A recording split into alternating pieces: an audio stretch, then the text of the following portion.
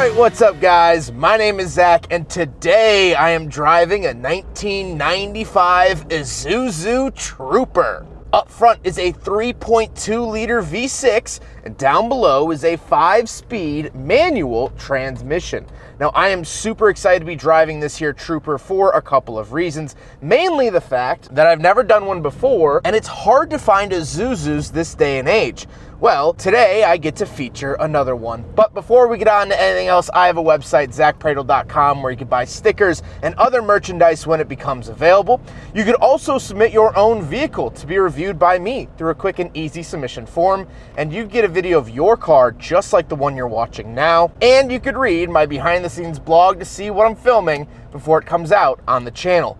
But let's get back to that 3.2 liter V6 under the hood. Well, it's actually an Isuzu engine, and it makes about 175 horsepower. Now, this is the base model. This was known as the S. And the reason I bring that up is because if you went up to the Limited, you actually got dual overhead cams on the engine, and it made about 190 horsepower. So you did get a power bump as you went up the trim levels. However, this is the standard base engine. Driving it around, it feels fine. The power level is okay. It's more throaty and low end, and you definitely feel that single jingle, single overhead cam, because once you start to rev it out, it doesn't have any extra help, and so it doesn't really like to rev all that much. But this is a more off-road, more rugged vehicle. You're not revving it out on the Pacific Coast Highway. You're down in the ruts. And that's where you need the power, and that's where the Trooper has the power. That's definitely nice to see. Like I said, paired to it, 5-speed manual transmission. Now, you could either get them with 5 speeds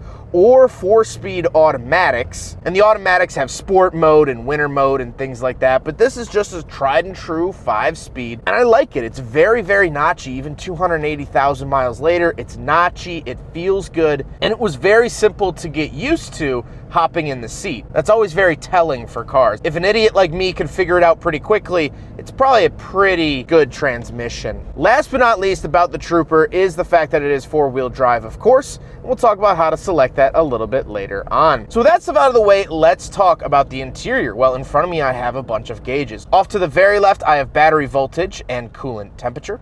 In the center, I get my tachometer on the left, speedometer on the right, and then to the far right, I get my oil pressure and my fuel. On the steering wheel, I just have thumb horn buttons on the left and right, and then I get a Isuzu badge in the center.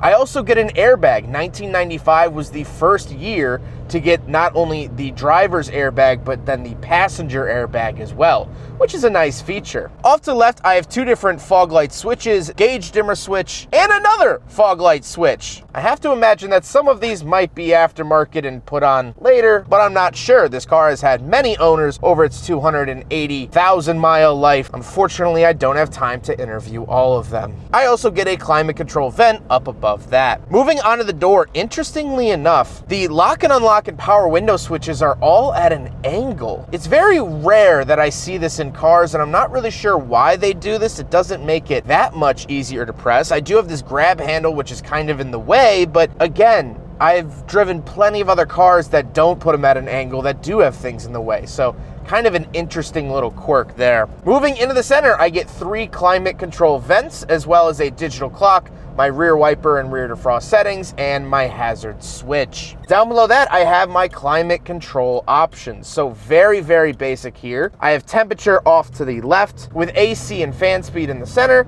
and then where to send it off to the right. I also do have my cruise control options off to the left. And then down below that, we have the original Isuzu radio.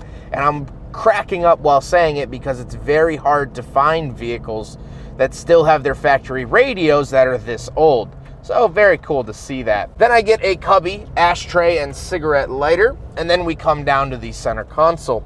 Shifter obviously off to the left, very high up, very long throw of a shifter, feels very truck-like. But then off to the right, these are my 4-wheel drive settings. So it is not a push-button 4-wheel drive. It is an actual stick. However, you do have to come to a stop before switching it into 4-wheel drive, which at this time in the 90s, cars were starting to switch over to get push-button electronic four-wheel drive where you didn't have to stop. So this was starting to be a little dated for the era, but still my favorite way to shift into four-wheel drive. Just feels more manly. Then I do have an ominous flashing light. This is very clearly aftermarket. I think it's for an alarm, but the owner just said, please don't touch it. I don't know what it does. So you can leave your best guesses in the comments of what this might do. This might launch a missile for all I know. So we're just gonna leave it. Then I do have my power mirror and heated mirror options down below. And then we do have cup holders, so we will do a big friggin' bottle test here in the Isuzu Trooper. But if you have the gift of sight, you'll understand immediately that the big friggin' bottle will not fit. Unfortunately, I had high hopes given that this was a slightly bigger car, but alas, at the end of the day, it still fails the big friggin' bottle test. Then I do have my gas cap release and some extra cubby storage towards the back. Then we gotta talk about the seats. The seats are cloth. They have this fun 90s pattern, exactly what I would expect out of an Isuzu. I think they're nice and comfortable, especially here on this very cold December morning, cold and rainy December morning. They're comforting me, and that's all I can really ask it to do. But speaking of seats, we do have back seats, so let's go do back seat review. All right, so we're in the back of the 95 Isuzu Trooper, and a couple of things to note. First of all, knee room great, headroom great, fitting back here, riding back here, total breeze, totally easy, totally comfortable, which is really nice. I do have an ashtray back here that I could utilize, which is, you know, fine. I do get power windows as well, this being the base model. I'm kind of surprised at a couple of features. I just talked about the heated mirrors up front, and now power windows in the back for 95 for a base model. For a rugged car, that's kind of impressive in my book, to be fair. Now, something I do want to note with this is that behind me normally would be a third row of seating. For most of the rest of the world, they got a third row around the back. This does not. The American spec did not. And so you get plenty of space that we'll talk about in a second, but if you wanted a third row or you grew up in a different country and you said, oh, like, you know, mine had a third row, why doesn't yours? That's why. The American market didn't really get it. Last but not least, underneath this second row of seats is actually a secret compartment for storage, which is a kind of nice little gimmick, but very, very cool to see in the Trooper. Now let's hop out. Let's take a quick look at the trunk and cargo space, and then we'll talk about the looks. All right, so we're on the back of the Isuzu Trooper, and something interesting is that it has two different doors, but they're not equal size. So you come around here, you open up this one,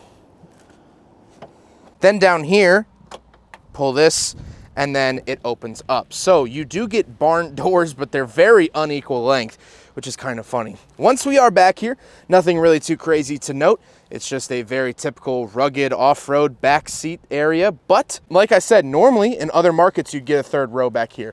So the American market didn't get that. So kind of interesting. Now we gotta talk about the looks, and I love the look of the Isuzu Trooper. When you think of an off-road SUV without getting into a specific brand, I think you would draw something similar to this. Very boxy, very straightforward. It doesn't have any weird design cues anywhere. It was built for a purpose, and it does that purpose very well, and that's very clear by the exterior styling. So with all of that being said, let's get on to my final thoughts. What do I think finally driving an Isuzu Trooper? Well, I have a lot of thoughts. First of all, I want to talk about the importance and history of this vehicle a little bit. Now, this is a second generation Trooper, which lasted from 1991 to 2002. It had an 11-year run. And during that time, it was sold in so many different markets as different vehicles. This is the king of rebadged 90s vehicles. A couple of my favorites, now this is not all of them, but a couple of my favorite Isuzu Trooper rebadges are the Acura SLX, the Isuzu Citation, the Holden Jackaroo, the Chevy Trooper, the Opel Monterey, the Subaru Bighorn, and the Honda Horizon. Yes, this was sold as a Honda, a Subaru, a Chevy, a Holden, a Honda, an Acura. That is pretty cool. So basically, Isuzu, along with GM, designed and developed this vehicle and sold it in almost every market. Like I mentioned with the back seats, most Troopers around the world were 7-seaters.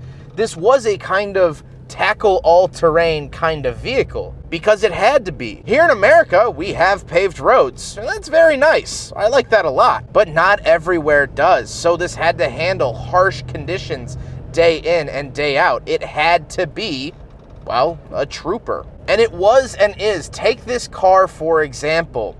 It has not been treated very nice by the elements. It's rusty. It has rust spots. Existing up here in the north, where we salt the roads like there's no tomorrow, it's hard to not get rust spots.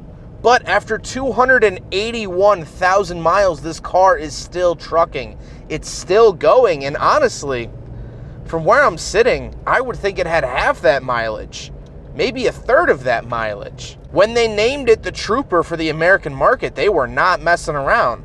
They were right. This thing is a doggone trooper. It's been through it all. In 281,000 miles, you see some stuff, pretty or not, and yet it keeps going. It keeps pushing. This car has outlived Isuzu in the American market. That, to me, is very, very special.